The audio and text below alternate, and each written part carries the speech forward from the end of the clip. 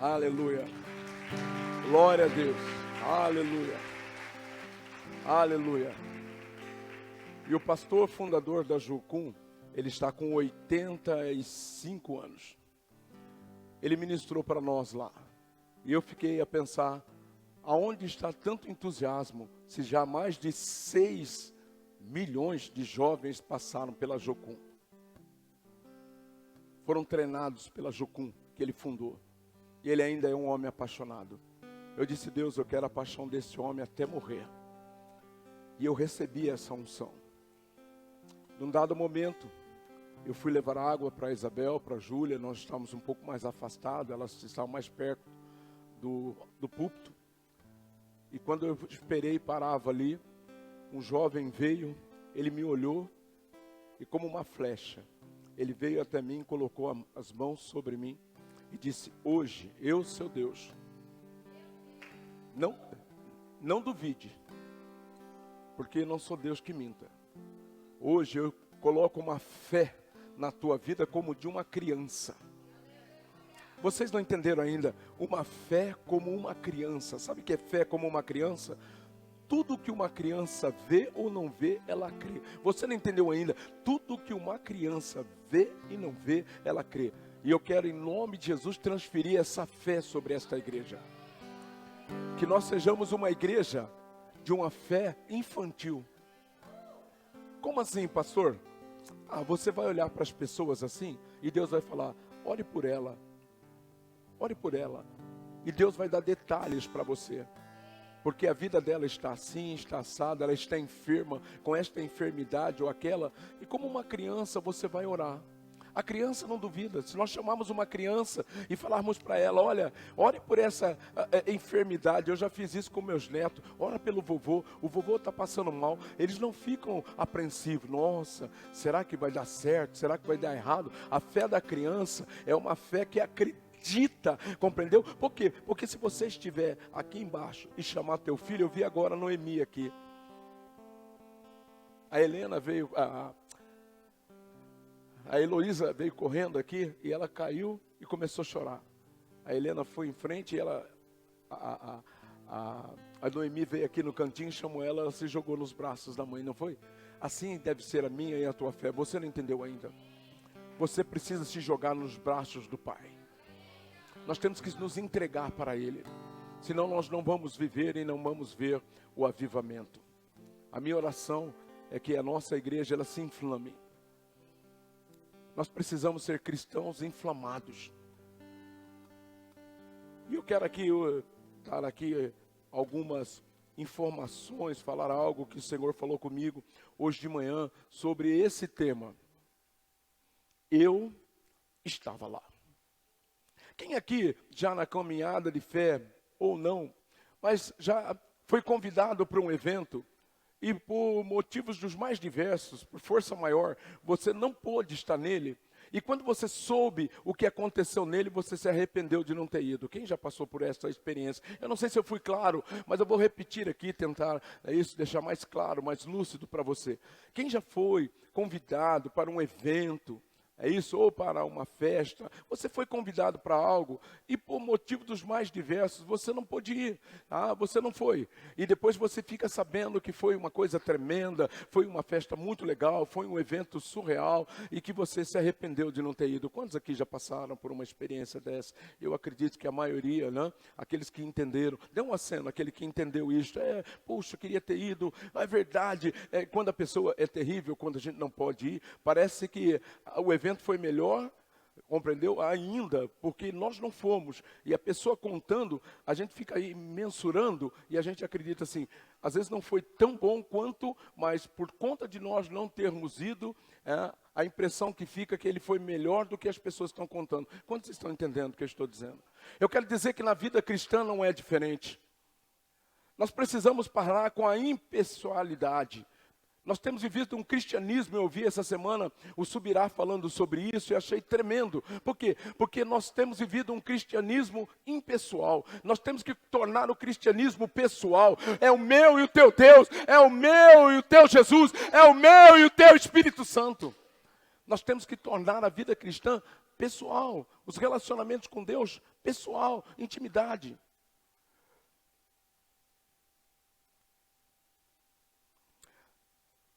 Hoje, no meio evangélico, tem muitas pessoas contando história.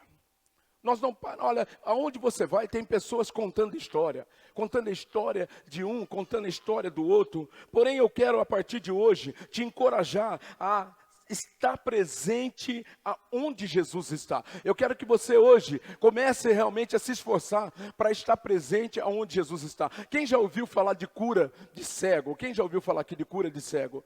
Mas quem já viu um cego ser curado? Quem já ouviu falar da cura de um paralítico? Mas a pergunta que surge, quem já viu um paralítico ser curado?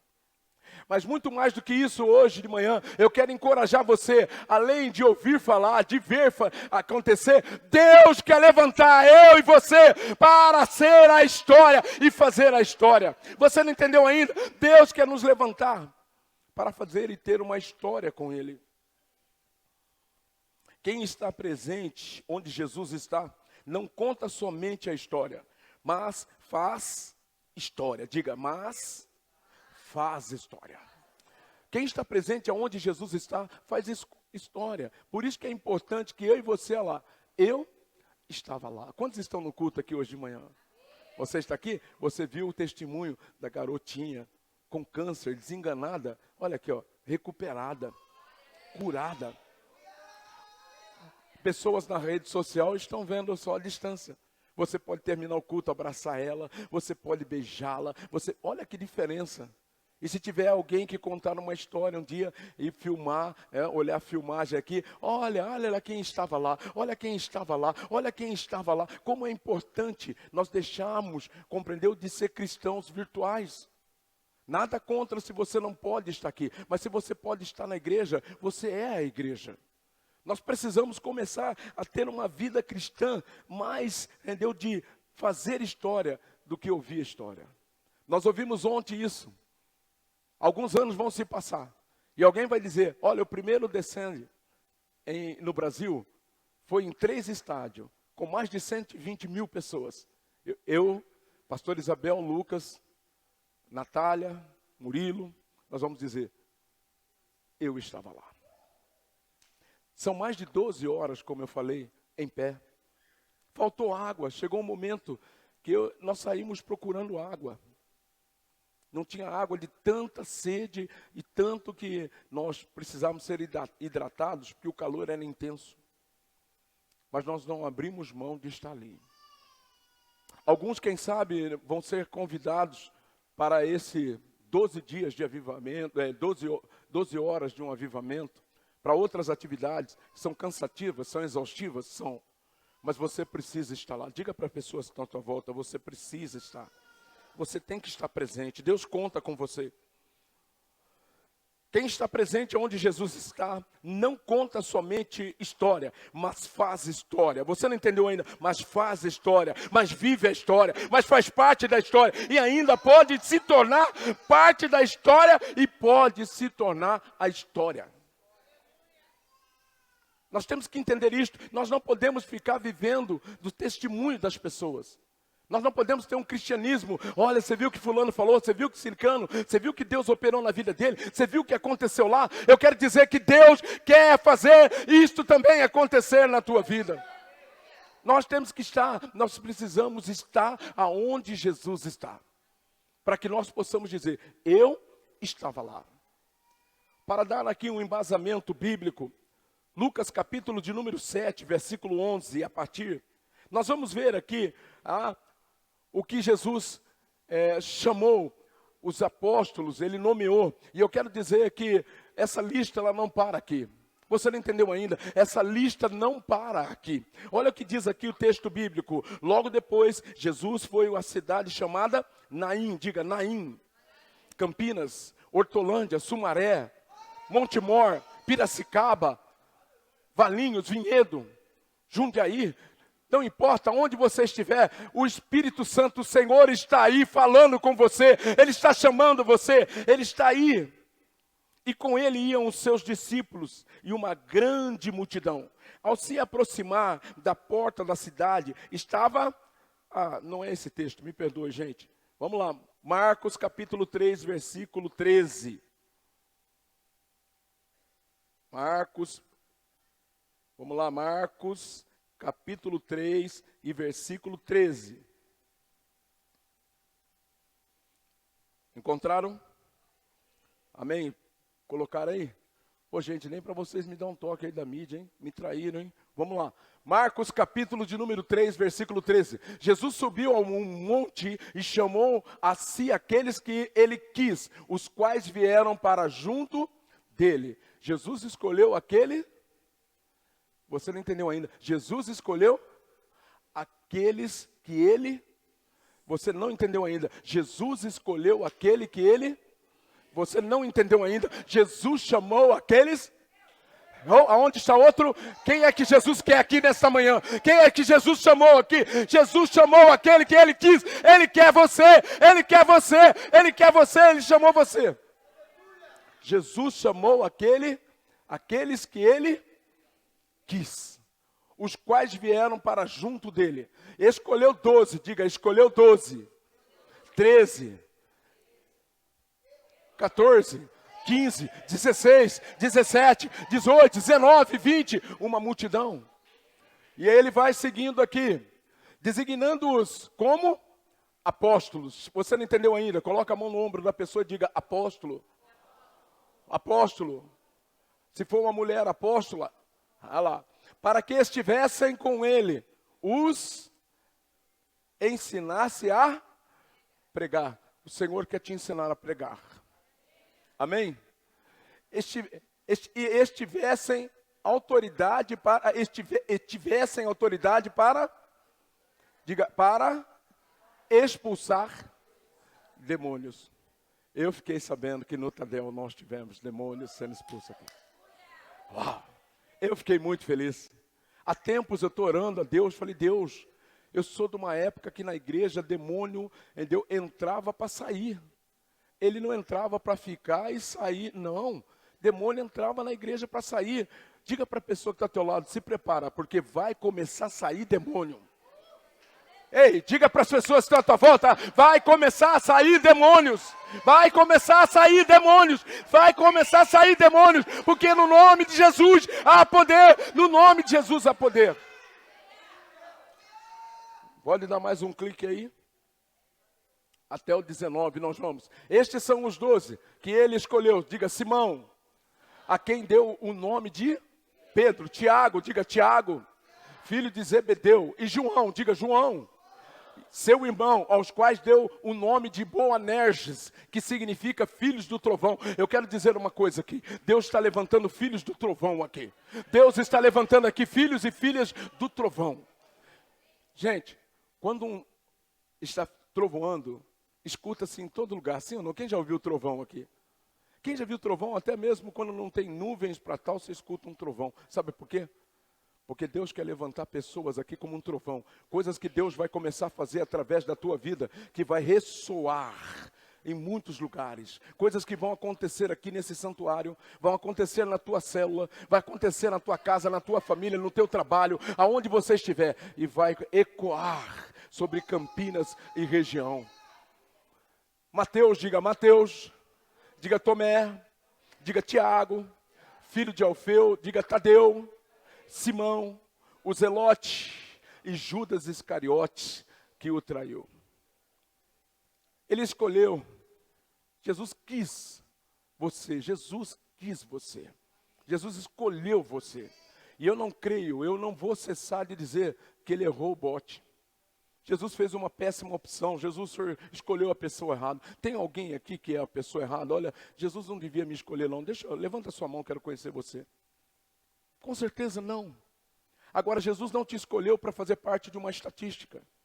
Jesus não te escolheu para estar sentado no banco de uma igreja, como a pastora Isabel falou, para viver só 2 horas de um culto, entendeu? E quando se pode, se quer ainda. Ou ainda uma terça-feira e outra, uma célula e outra. Nós precisamos ser mais intensos nas coisas do Senhor. Nós precisamos ter e fazer história. Não que não é importante nós contarmos história, Mas nós precisamos, mais do que contar história, nós precisamos protagonizar a história. Você não entendeu? Você precisa ser protagonista da história. Diga para as pessoas que estão ao teu lado, Deus quer que você seja protagonista da história. Jesus transforma água em vinho. Diga, Jesus transforma água em vinho. Dê um clique aí, irmão. Olha lá. João capítulo de número 2, versículos 7 e 11. Disse Jesus aos serviçais: encham os potes com água, e os encheram até a borda. Então lhes disse: agora levem um pouco do vinho ao encarregado da festa. E eles assim o fizeram. E o encarregado da festa provou a água que fora, diga, transformada em vinho, sem saber de onde este viera. Embora o soubessem os serviçais que haviam tirado água, então chamou o noivo e disse: todos servem primeiro o vinho, o melhor vinho, e depois que os convidados já beberam bastante, o vinho inferior é servido, mas você guardou o melhor até agora. Sabe o que Deus me revelou nessa palavra?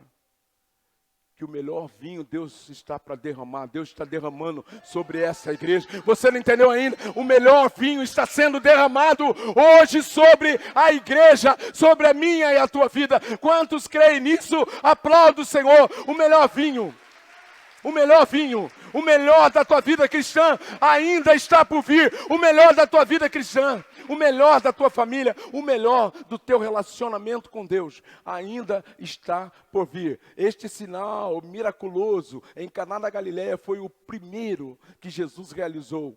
Revelou assim a sua glória e os seus discípulos creram nele. Nós precisamos crer no Senhor.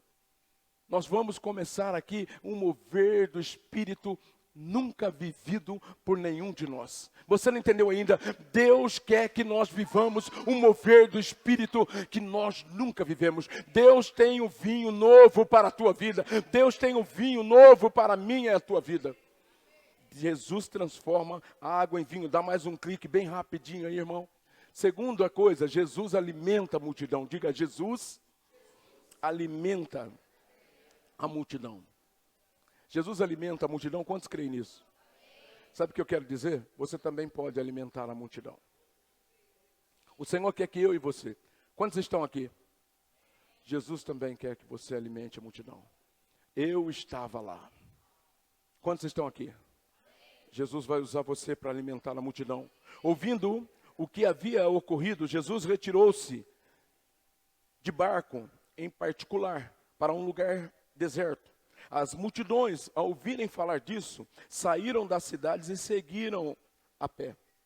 Quando Jesus saiu do barco e viu tão grande multidão, teve compaixão deles e curou os seus doentes. Ao cair da tarde, os discípulos aproximaram-se dele e disseram: este é um lugar deserto e já está ficando tarde. Manda embora a multidão para que possam ir aos povoados e comprar comida. Respondeu Jesus, diga, respondeu Jesus. Eles não precisam ir. As pessoas não precisam sair daqui de Campinas para ir a São Paulo, para ir a Santarém, para ir a qualquer outro lugar. Não. Sabe por quê? Porque Deus está levantando pessoas aqui para alimentar os carentes dessa cidade. Há uma carência espiritual instaurada. Deus quer usar você para alimentar aqui. O que é que você tem? Eu tenho só 5 pães e 2 peixinhos. Quanto você tem aí? Alguém tem algo aqui da parte de Deus? Deus vai multiplicar o que você tem. Se você quer... Quantos querem aqui ser esses que estão prontos para distribuir, alimentar a sociedade? Onde está você? Deus está multiplicando o que você tem, triplicando, quadruplicando, 10, 100, 1000 vezes mais. Sabe por quê? Porque Ele quer que você alimente aqueles que têm fome. Este é um lugar deserto e já está ficando tarde. Manda embora a multidão para que possam ir a um povoado comprar comida. Respondeu Jesus, eles não precisam ir. Dei-lhes vocês algo para comer. Deem vocês algo para comer. Deem-lhes vocês algo para comer. Eles lhes disseram: tudo que temos aqui são 5 pães e 2 peixes. Gente, quando a gente lê esse texto, nós ficamos perplexos, eu fico perplexo, porque o que é 5 pães e 2 peixinhos para uma multidão? Não é nada. Quem sabe você pensa que o que você tem não é nada. Eu quero dizer que o nada que você pensa ter é muito na presença do Senhor. Você não entendeu ainda? Quem sabe você, pastor, eu não tenho muita formação, eu não tenho muito estudo, eu não tenho muita força, eu não tenho muita saúde, mas Deus quer multiplicar o que você tem. Deus quer multiplicar. Coloque nas mãos dele o pouco que você tem.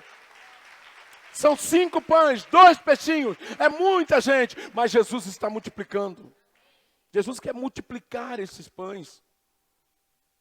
E ordenou que a multidão se assentasse na grama, tomando os 5 pães e os 2 peixes, e olhando para o céu, deu graças e partiu os pães. Em seguida deu aos discípulos, e estes à multidão. Todos comeram, diga, todos comeram, e ficaram satisfeitos. E os discípulos recolheram 12, diga 12, cestos cheios de pedaços que sobraram. O pouco que você tem ainda vai sobrar, porque Deus vai multiplicar muitas e muitas e muitas e muitas vezes. Dá mais um clique. Jesus cura paralítico, diga, Jesus cura paralítico. Ah, você está com medo, você falou meio acanhado. Diga, Jesus cura paralítico. Jesus cura paralítico. Ele diz que as obras que ele fez, nós podemos fazer maiores ainda. Você pode curar paralíticos. Você não entendeu ainda? Você pode curar paralíticos. Você pode alimentar uma multidão. Você pode transformar a água em vinho. Mateus 9:1 diz: entrando Jesus no barco, atravessou o mar e foi para a sua própria cidade. Alguns homens trouxeram-lhe um paralítico deitado numa cama. Vendo a fé que eles tinham, Jesus disse ao paralítico: tem bom ânimo, filho, os seus pecados estão perdoados. Diante disso, alguns mestres da lei disseram a si mesmos: este homem está blasfemando. Conhecendo Jesus seus pensamentos, disse-lhes: por que vocês pensam maldosamente em seus corações? Que é mais fácil dizer: os seus pecados estão perdoados, ou levante-se e ande. Mas, para que vocês saibam que o Filho do Homem tem na terra autoridade para perdoar pecados, disse ao paralítico: levante-se, pegue a sua maca e vá para casa. Ele se levantou e foi. Pastor, eu não entendi. Nós não precisamos, para que o milagre aconteça, massagear a cabeça de ninguém. Seja objetivo. Qual é o teu problema? O que você quer que eu te faça? Jesus era direto. Nós precisamos ter essas posturas de impor as mãos, orar e repreender simplesmente. Não tem que ficar, não, você tem que, autoridade, diga autoridade. Diga poder, power. Diga power. Fala, eu tenho poder. Eu tenho power de Jesus. Eu tenho o poder de Jesus. Olhe para as tuas mãos, diga, eu tenho o poder de Jesus. Eu tenho o poder de Jesus. Você precisa tocar as pessoas. Você precisa falar para as pessoas que Jesus está curando. Dê mais um clique aí. Olha aí, Jesus expulsa demônios. Diga, Jesus expulsa demônios. Que coisa linda, Tadel. Uau. Olha lá. Quando ele chegou ao outro lado, diga, quando ele chegou ao outro lado. Meu Deus, que coisa linda. Quando ele chegou ao outro lado, a região dos Gadarenos, foram ao seu encontro 2 endemoniados. Diga, 2 endemoniados. Se não bastasse um, tinha 2 endemoniados. Que vinham dos sepulcros. Eles eram tão violentos que ninguém podia passar por aquele caminho. Gente, já pensou um negócio desse? Quem aqui já se desviou de um caminho porque sabia que tinha um endemoniado? Levanta a mão, olha aí. E 2 então? Se a gente está se desviando de um, imagine 2 endemoniados. Ninguém podia passar, eles vinham em cima, eles queriam atacar, eles queriam, compreendeu? Olha que a coisa era assustadora, era terrível. Nos sepulcros eles viviam, endemoniados. Eles eram tão violentos que ninguém podia passar por aquele caminho. Então eles gritavam: que queres conosco, filho de Deus? Sabe o que eu quero dizer? Que os demônios, quando você passar cheio do Espírito Santo, eles vão perguntar para você: o que é que você quer conosco? O que é que você quer conosco, fulano? O que você quer conosco, ciclana? Compreendeu? E nós vamos aqui ter uma postura a qual o Senhor teve. Então, eles gritavam: que queres conosco, filho de Deus? Vieste aqui para nos atormentar antes do devido tempo? A certa distância deles estava pastando uma grande manada de porcos. Os demônios imploravam a Jesus. Os demônios imploravam a Jesus. Os demônios vão implorar para você para saber aonde eles podem ir. Você não entendeu ainda? Compreendeu? Os demônios vão implorar: olha, posso ir para lá, para cá? Você vai falar para ele: não, você vai para onde eu quiser. Espera aí que eu vou decidir o seu caminho. Olha para a pessoa que está ao teu lado e fala: tome cuidado, senão entra, pega você. Os demônios imploraram a Jesus: se nos expulsa, manda-nos entrar naquela manada de porcos. Sabe o que eu aprendo com esse texto? Que Deus, Ele permite essas coisas, sabe para quê? Para que eu e você entenda a veracidade do assunto. Se você tem autoridade, manda que nós entremos na manada de porcos. Sabe por que entrou na manada de porcos? Para mostrar que tem autoridade. Sabe por que Deus vai também levantar eu e você para expulsar demônio? Para mostrar que nós temos autoridade dada por Ele para expulsar demônios. Ele lhe disse: vão. E eles saíram e entraram nos porcos. Diga, entraram nos porcos. E toda a manada atirou-se precipício abaixo, em direção ao mar, e morreu afogada. Dá mais um clique e eu quero encerrar. Jesus ressuscita. Se coloque em pé. Nos coloquemos em pé. Logo depois, Jesus foi a uma cidade chamada Naim. Diga, Naim. E com ele saíram, eles iam os seus discípulos e uma grande multidão. Ao se aproximar da porta da cidade, estava saindo um enterro do filho único de uma viúva. E uma grande multidão na cidade estava com ele. Ao vê-la, o Senhor se compadeceu dela e disse: não chore. Pois aproximou-se e tocou no caixão. E os que carregavam pararam. Jesus disse, diga, Jesus disse: jovem, eu lhe digo, levante-se. E ele se levantou, sentou-se e começou a conversar. E Jesus o entregou à sua mãe. A minha oração é que nós possamos, tantas outras coisas podia falar aqui. Deus, Ele quer dar continuidade a essa história de milagres. Você não entendeu ainda? Quem já foi aqui num lugar que pessoas estavam enfermas? Quantas? Quantos já foram em um lugar que faltou alegria numa festa? Quantos já foram? Quantos já foram a lugares onde tinham pessoas com fome? Quantos já foram em lugares com pessoas com fome? Quantos aqui já foram a lugares que pessoas estavam enfermas?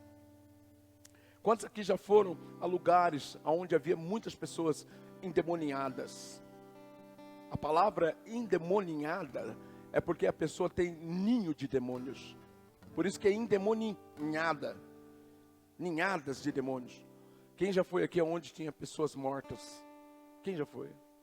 E eu não estou dizendo só morte física, morte espiritual, pessoas mortas espirituais. Que palavra você tem para ela? O que é que você tem de Deus para ela? Hoje Deus está levantando aqui uma comunidade para dizer: eu estava lá e eu recebi um empoderamento do Senhor. Eu recebi a glória do Senhor sobre a minha vida. Por quê? Porque aonde você chegar e houver qualquer dessas situações e outras, por conta de você estar aqui, Deus vai começar a mandar pessoas, compreendeu, enfermas na sua direção, e você vai curar como se fosse uma criança. Criança não tem frases de efeito, crianças não concatenam verbos, crianças proferem aquilo que lhe vem à cabeça. Você vai começar a liberar também aquilo que vier sobre a tua cabeça, e eu quero orar por você, hoje de manhã.